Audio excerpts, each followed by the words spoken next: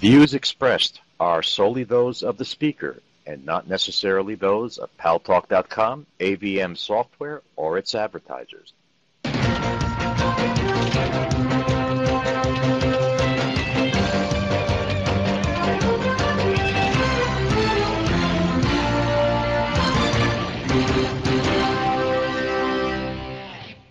News Talk is online. News Talk Online is a production of paltalk.com, the largest multimedia interactive program on the internet with more than 4 million unique users on demand on iTunes and on YouTube and on my blog, GaryBaumgarten.com, where you can post your comments, whether you agree with yours truly or not, no retribution, and where you should be subscribing to my Twitter feed, twitter.com/GaryBaumgarten, where you'll hear and read about things in the news with the links to them that you may or may not hear, see, or read in the mainstream media.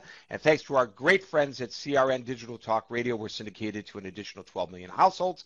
I am your host, Gary Baumgarten. I welcome you to the show. Before we start, I have a special announcement from our own Karen here at Paltalk Admin K. Karen, take the mic, please. Thank you. Happy birthday to you. Happy birthday to you.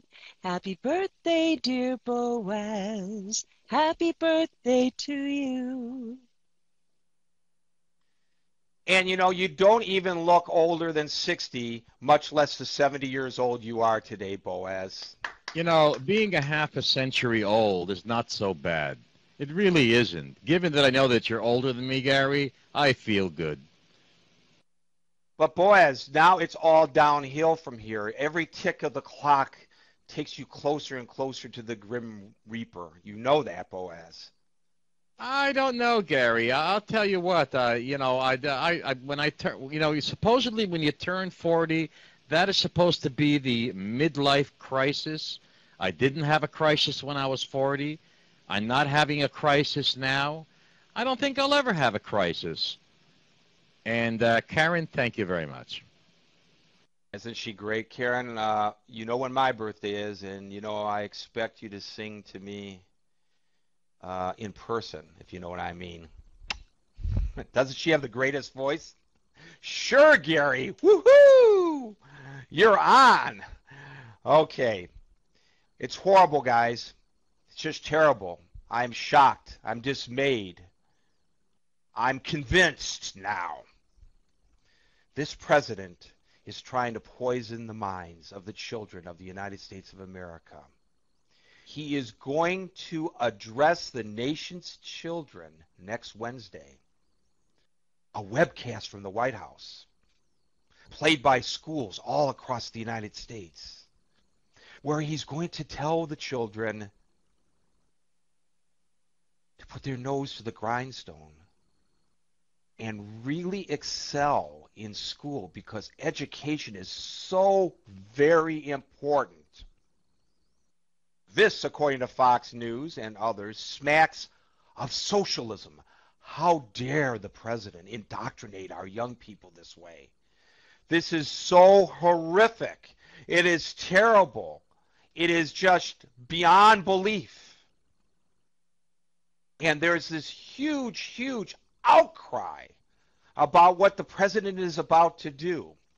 Now, I kind of posted the thing on my blog yesterday, and there are like a gazillion comments telling me how naive I am, that he's going to tell them how to be socialist. There are even people who are comparing this to the Hitler Youth.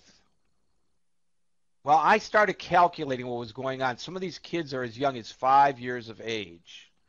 So they won't be young adults for another 13 years.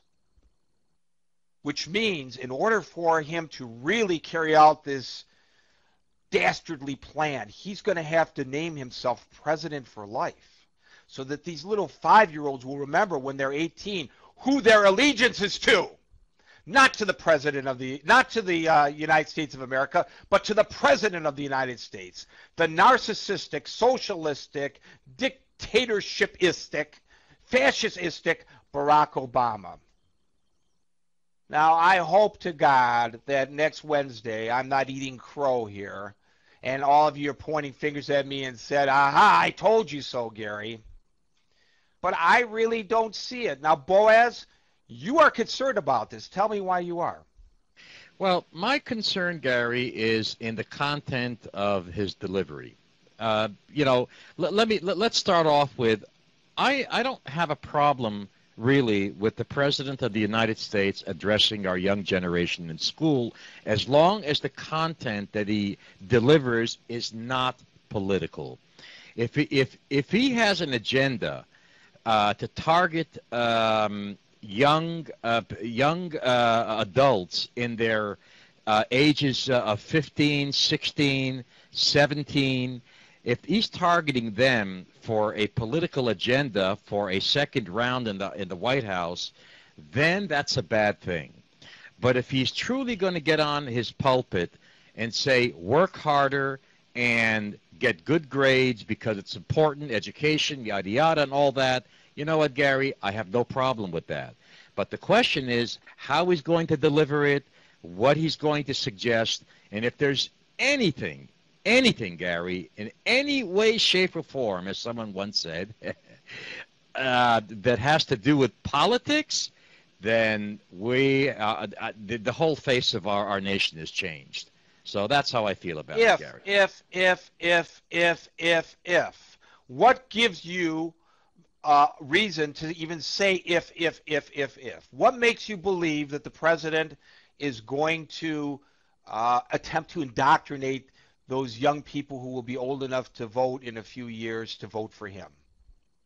Because he's a politician, Gary, and our vote turnout in the last decade or 2 decades is not good. And he wants to raise if this is the case, Gary, if he wants to raise the vote turnout and turn it in his favor, then this is the time to do it. I'm just saying if that's the case. But like I said, Gary, if it's a matter of addressing the nation, addressing our kids, to tell them to work harder, to listen to their teachers, and to do what they're supposed to do, get an education, I have no problem with the president telling the kids to do that. I think it's a good thing. Well, let me read for you the letter from Arnie Duncan, the Secretary of Education, that was sent out to the principals that's causing everybody such angst. Dear Principal, in a recent interview with student reporter Damon Weaver, President Obama announced that on September the 8th, the first day of school for many children across America, he will deliver a national address directly to students on the importance of education.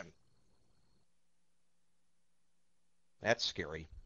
The president will challenge students to work hard, set educational goals, and take responsibility for their learning. Now I'm really getting worried. He will also call for a shared responsibility and commitment on the part of students, parents, and educators to ensure that every child in every school receives the best education possible so they can compete in the global economy for good jobs and live rewarding and